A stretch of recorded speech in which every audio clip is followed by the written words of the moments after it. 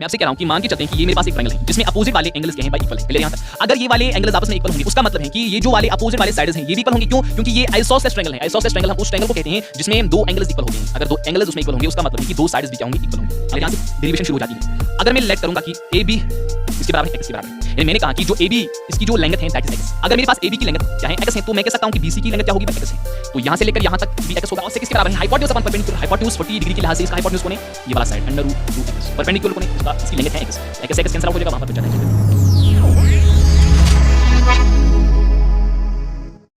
Hello everyone, कैसे हैं आप लोग? आई होप कि आप सभी अच्छे तरीके से होंगे, बढ़िया होंगे। तो जितने भी लेक्चरर्स हमने डिस्कस किए ट्राइगोनोमेट्री के बारे में, ट्राइगोनोमेट्री यानी इंट्रोडक्शन हमने डिस्कस किया, और जितने भी वैल्यूज़ एट 30 डिग्री और 60 डिग्री उनकी डेरिवेशन भी की। आज जो हम इस वीडियो में डिस्कस करने जा रहे हैं दैट इज़ कि आज हम डेरिवेशन ऑफ 45 डिग्री यानी जितने भी वैल्यूज़ होते हैं ट्राइगोनोमेट्रिक फंक्शंस के 45 डिग्री पर, आज हम उनकी डेरिवेशन करेंगे। ठीक है, तो चलिए बिना किसी देरी के हम डेरिवेशन करते हैं।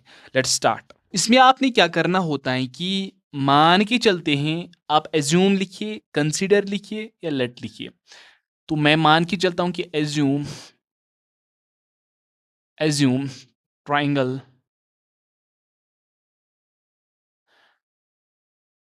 ABC is a right angled triangle at angle B। और इसमें हम बात करेंगे कि जो एंगल A है दैट इज 45 डिग्री। ठीक है, या आप इसको इस तरीके से लिख सकते हैं, या आप एज्यूम करेंगे कि मान के चलते हैं कि हम एक right angle isosceles triangle, right angle isosceles triangle, उसका मतलब क्या होता है कि मान के चलते हैं कि सबसे पहले अगर हम बात करेंगे, मैंने कहा कि राइट एंगल यानी जिसमें एक एंगल क्या हो 90 डिग्री हो। ठीक है, बात आपको समझ आ गई। और बाकी दो जो एंगल्स होंगे वो इक्वल होनी चाहिए। तो मैं कह सकता हूं कि ये जो ट्रायंगल है that is right angle isosceles triangle. Clear है यहां तक? या आप इस तरीके से लिख सकते हैं कि हमने माना कि ABC ये क्या एक ट्रायंगल है जो कि एक राइट एंगल ट्रायंगल है। एंगल B पर क्या है? ये एक राइट एंगल है। ठीक है, और एंगल A को हमने माना कि वो क्या है 45 डिग्री। ठीक है, इस तरीके से भी आप लिख सकते हैं। चलिए, हमने क्या माना कि एक ट्रायंगल है। ठीक है, तो मैंने ट्रायंगल बना ली। बात आपको समझ आ रही है? तो इसमें मैंने क्या किया कि मैंने आपसे कहा कि इनको मैं नाम दे रहा हूं A B and C। जो एंगल B है ये क्या है भाई 90 डिग्री है। क्लियर है? और मैंने आपसे कहा कि एंगल A की अगर हम बात करेंगे दैट इज 45 डिग्री। क्लियर है यहां तक? बात आपको समझ आ रही? तो चलिए आगे चलते हैं फिर। ओके, तो देखिए, तो मैंने आपसे क्या कहा कि जो एंगल BAC यानी एंगल A ये क्या है 45 डिग्री है।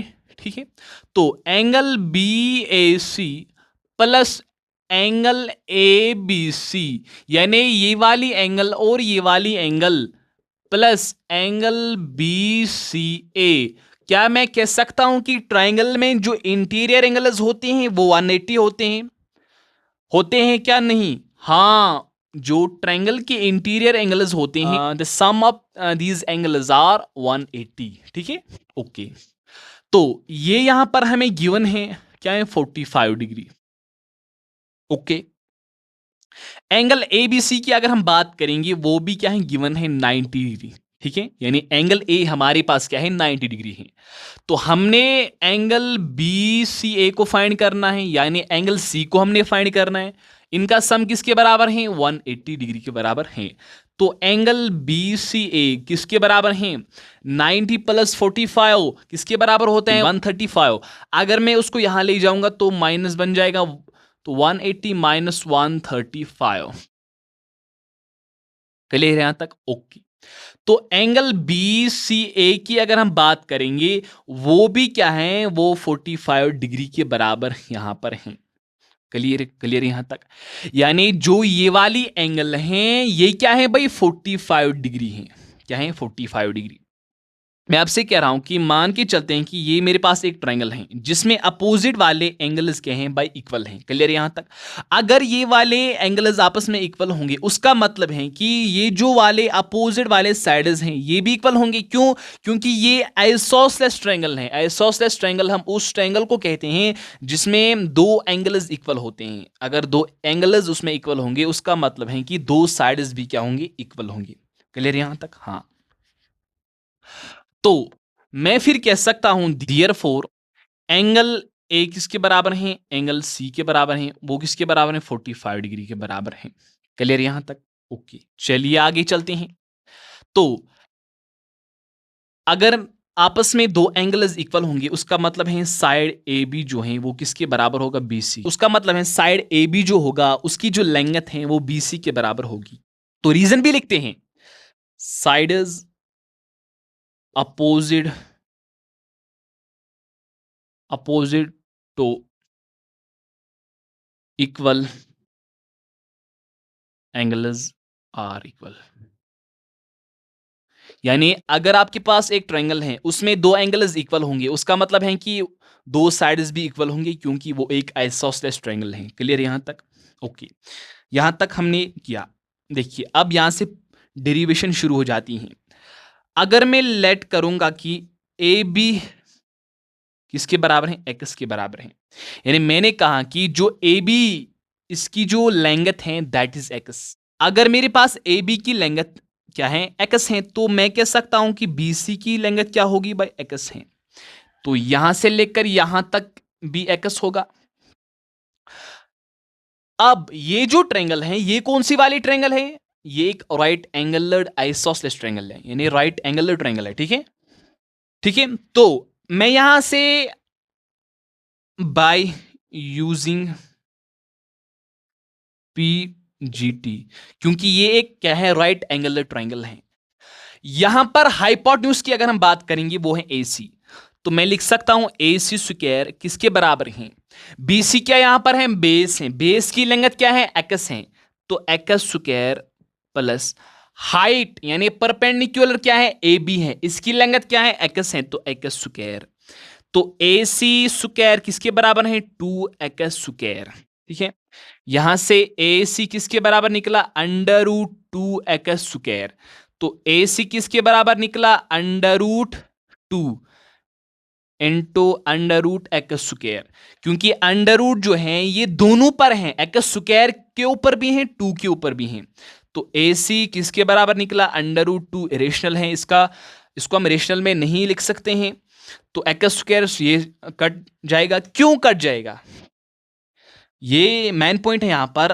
देखो जितने भी स्टूडेंट्स होते हैं असल में उनको ये अंडर रूट का मतलब पता ही नहीं होता है। अंडर रूट का मतलब होता है यानी वेरिएबल के ऊपर, यानी किसी कोई भी नंबर हो सकता है, इंटीजर हो सकता है, कोई भी नंबर हो सकता है, वेरिएबल हो सकता है, उसके ऊपर उसके पावर में हाफ, उसको ही हम क्या कहते हैं, रूट कहते हैं। यानी मैंने आपसे कहा कि 2√, उसका मतलब है 2 के ऊपर हाफ पावर है। अब हाफ पावर को लिखा गया एक साइन में, इसको हम रेडिकल साइनस भी कहते हैं। ठीक है, इसको हम कहते हैं अंडर रूट कहते हैं। ठीक है, ओके, चलते हैं आगे। तो इसलिए यहां पर ये कट जाता है क्योंकि जब आप लिखते हैं 2² अंडर रूट, तो अंडर रूट का मतलब मैंने अभी आपको कहा कि हाफ इंटू 2, 2 से 2 कैंसल, तो वहां पर 2 बच जाता है। ठीक है, ओके। तो यहां पर आते हैं, यहां पर क्या बच गया, एक्स। तो मैं लिख सकता हूं ए सी किसके बराबर है, √2x, √2x। यहां पर इसको आप याद रखिएगा, यानी इसकी लेंथ क्या है, अब √2x, √2x। अंडर रूट किसके ऊपर है, 2 के ऊपर है।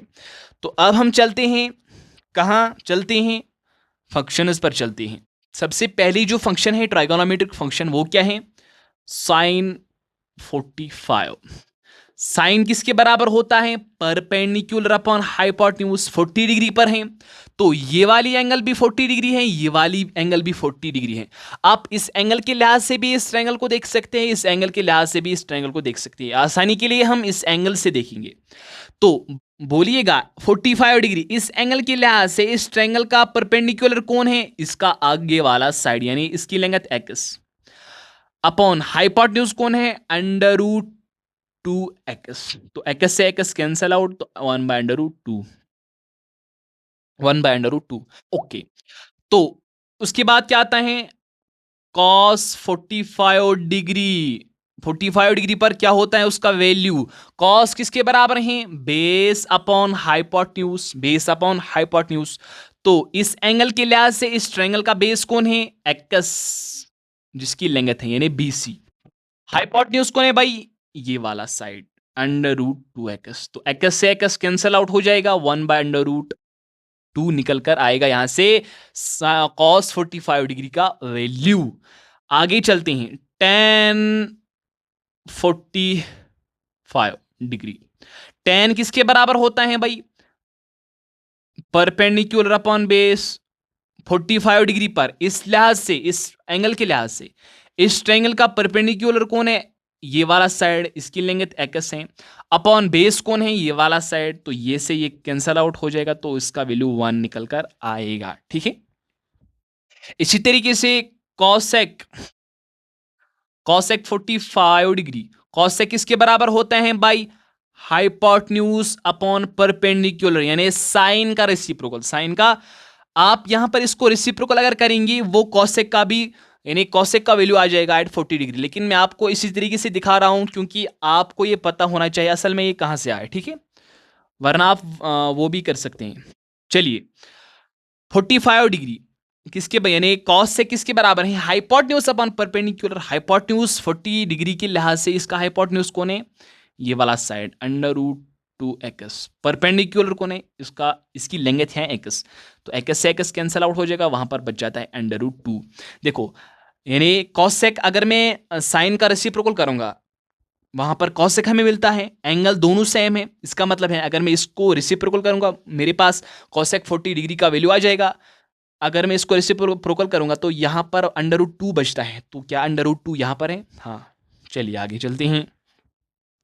इसके बाद है सेक 45 डिग्री। सेक किसका रेसिप्रोकल होता है कॉस का रेसिप्रोकल। चलिए छोड़िए हम ऐसे ही इसको डिराइव करेंगे। सेक किसके बराबर होता है हाइपोटेन्यूज अपॉन बेस। इस एंगल के लिहाज से हाइपोटेन्यूज कौन है भाई √2x। बेस क्या है x है तो x से x कैंसल आउट हो जाएगा वहां पर बचता है √2।